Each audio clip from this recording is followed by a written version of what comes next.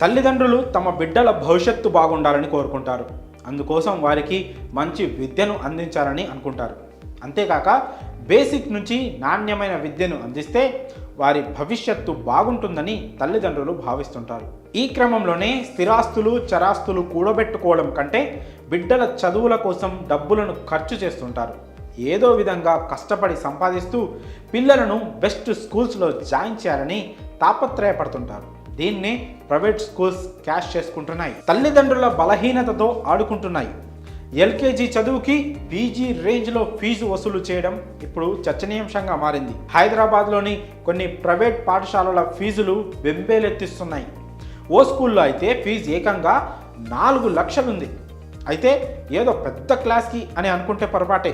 కేవలం ఎల్కేజీ పిల్లలకే ఈ ఫీజును వసూలు చేస్తోంది సదరు స్కూల్. ప్రస్తుత కాలంలో వివిధ విద్యాసంస్థలు పిల్లల స్కూల్ ఫీజులను విపరీతంగా పెంచేస్తున్నాయి. పెరుగుతున్న ఫీజులను చూసి పేరెంట్స్కి గుండెల్లో రైళ్లు పరిగెడుతున్నాయి. హైదరాబాద్లోని బాచుపల్లి ప్రాంతంలో ఉన్న ఓ ప్రముఖ పాఠశాలలో నర్సరీ నుంచి ఎల్కేజీలోకి జాయిన్ అవుతున్న పిల్లాడి ఫీజు విని తల్లిదండ్రులకు గుండెపోటు వచ్చినంత పనైంది. ఏకంగా 65% ఫీజులు పెంపును అమలు చేసినట్లు ఆ తల్లిదండ్రులు సోషల్ మీడియా వేదికగా తమ ఆవేదనను వ్యక్తం చేశారు. 2023 విద్యా సంవత్సరంలో సదరు విద్యా సంస్థలో 2.3 లక్షలుగా ఉన్న ఫీజులు 2024 ఏడాదికి 3.7 లక్షలకు పెంచారు. తీరా చూస్తే ఈ పిల్లవాడు ఏప్రిల్లో ఎల్కేజీలో చేరబోతున్నాడని పేరెంట్స్ వెల్లడించారు. సదరు పాఠశాల మేనేజ్మెంట్ కూడా ఈ ఫీజుల పెరుగుదలను సమర్థించుకున్నట్లు తెలిపారు.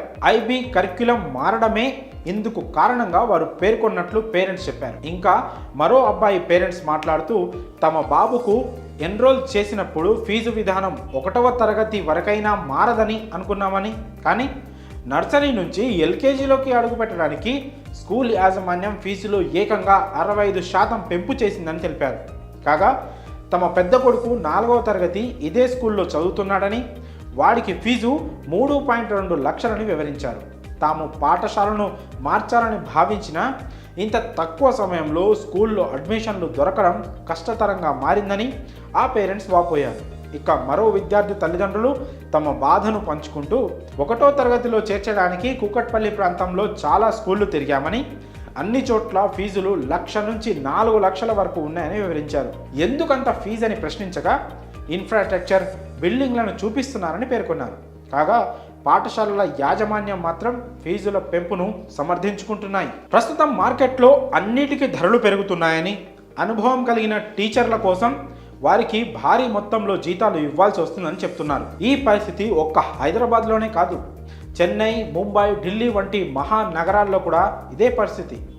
మొత్తంగా విద్యార్థుల ఫీజులు వారి తల్లిదండ్రులకు నిద్ర లేకుండా చేస్తున్నాయి. పిల్లల ఫీజులు తల్లిదండ్రులకు గుదిబండగా మారాయి. చాలామంది ఆర్థికంగా చితికిపోయేందుకు ఈ ఫీజులు కూడా కారణమనే అభిప్రాయాలు వ్యక్తమవుతున్నాయి. ముఖ్యంగా ఇలాంటి పరిస్థితి మధ్యతరగతి కుటుంబాల్లో కనిపిస్తోంది. మరి ఎల్కేజీ ఫీజు పీజీ రేంజ్లో వసూలు చేస్తుండడంపై మీ అభిప్రాయాలను కామెంట్స్ రూపంలో తెలియజేయండి.